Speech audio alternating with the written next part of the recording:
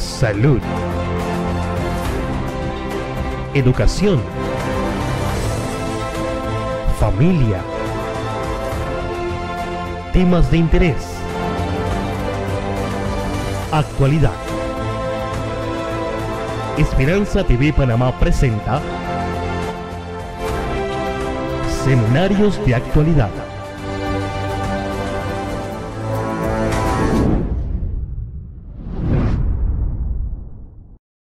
En la primera carta del apóstol Pablo a los Corintios, el capítulo 16, versículo 19, nos dice: las iglesias de Asia os saludan. Aquila y Priscila, con la iglesia que está en su casa, os saludan mucho en el Señor. Les habla el pastor Javier Canoles de la misión de Bocas del Toro para desarrollar una cápsula de este seminario que trae como título Cada casa un foco de luz. Una propuesta para multiplicar los discípulos de Cristo. El cristianismo empezó en Asia y en Europa, propagado, como vimos en el texto anterior, iglesias en las casas. Nuestra propuesta no es la única propuesta ni la última palabra sobre cómo hacer iglesia. Realmente no estamos haciendo una nueva propuesta, lo que estamos haciendo es un llamado a todo miembro, a todo discípulo, a toda persona que tiene una casa que permita, no importa de qué religión sea, que permita que su casa sea un centro de influencia, un foco de luz, porque Dios puede bendecir tu casa y yo quiero demostrártelo a través de unos 4 pasos sencillos que sería, primero, la Escritura lo dice y lo demuestra. Segundo, el método de Cristo fue hacer discípulos y gran parte de su trabajo lo hizo en las casas. Posteriormente, nosotros podemos basarnos en los escritos de otros autores, incluyendo en nuestra iglesia a la hermana Elena G. de Huay.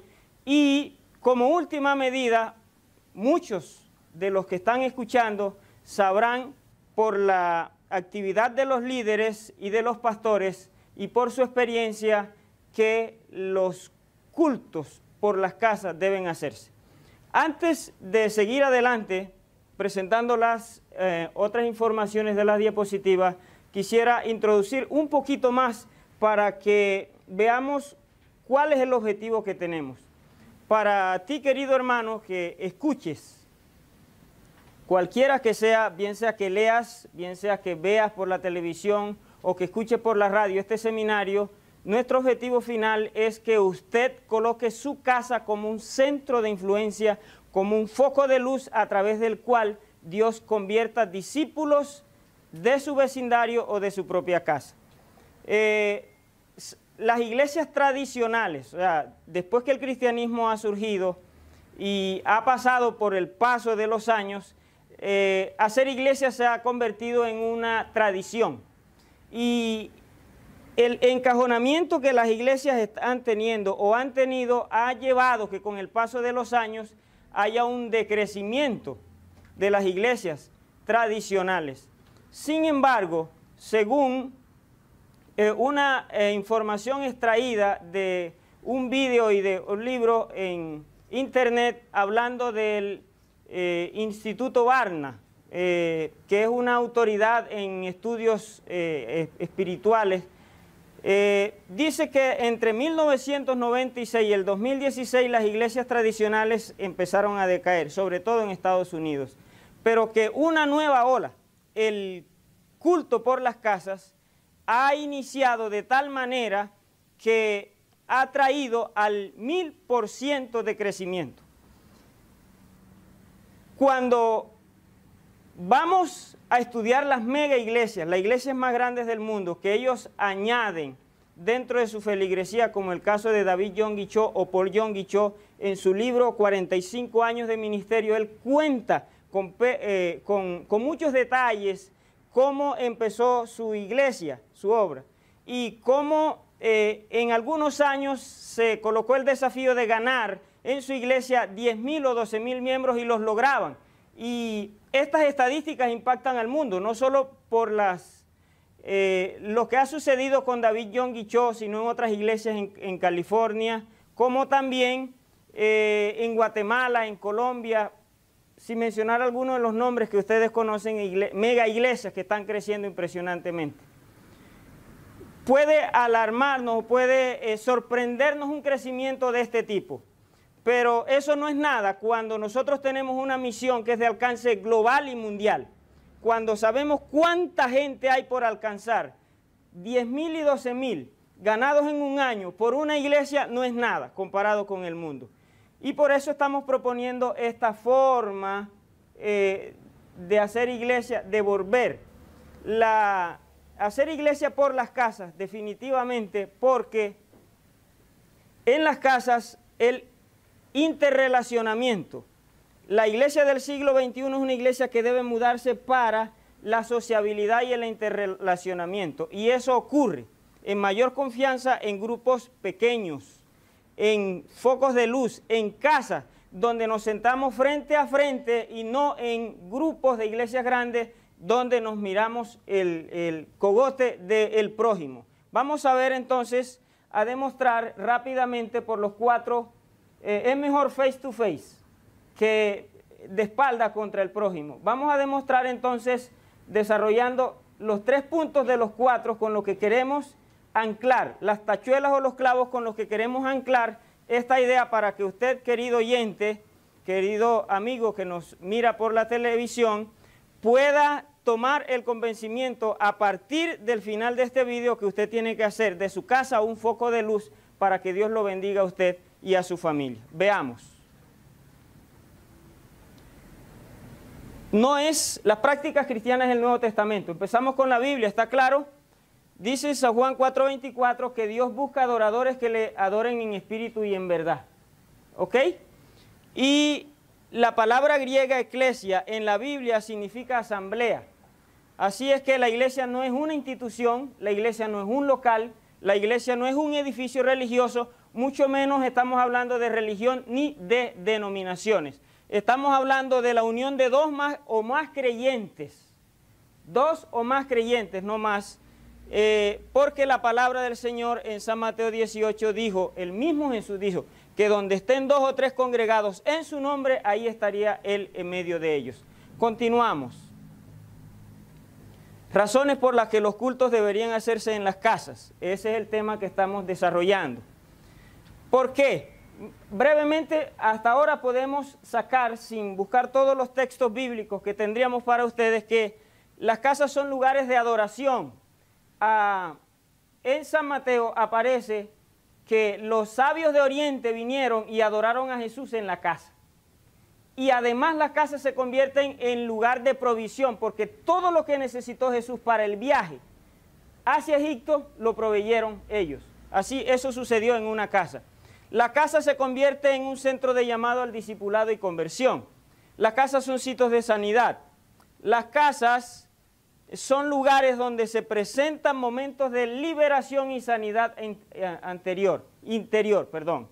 Y en las reuniones en las casas, nosotros, como ya les dije, nos vemos cara a cara. La iglesia tradicional ha estado enclaustrada en una relación, en un programa impersonal, pero lo más importante para ser discípulos no es un programa, lo más importante es el relacionamiento. No se trata de compartir un mensaje, no se trata de compartir una doctrina, se trata de compartir vida, y la vida se comparte a través del tiempo y la comunión que mantenemos los unos con los otros.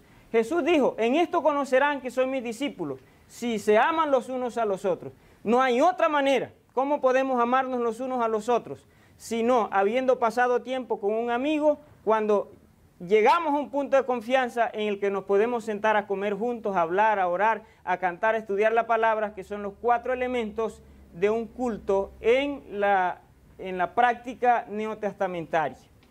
Tenemos entonces, rápidamente acá ahora, ya vimos la Biblia, ahora vamos a ver lo que dice la hermana Elena G. de White en 2 citas contundentes, maravillosas. Mire esta. Focos de luz que brillaban, dice que ella vio focos de luz que brillaban desde las ciudades, mírenlo usted, metrópoli, los pueblos y el campo, las montañas y los llanos, allá arriba y abajo. pero también en los centros urbanos más grandes y en los centros urbanos más pequeños. Y como resultado, en cada ciudad y en cada pueblo se levantaban monumentos a su gloria.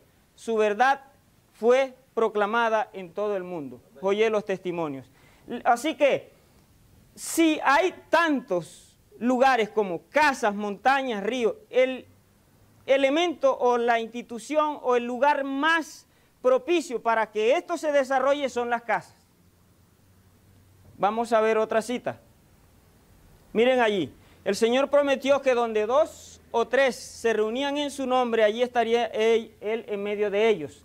Está extraído de la matutina Exaltada Jesús del 10 de diciembre, bajo el título Esforcémonos por salvar a los perdidos.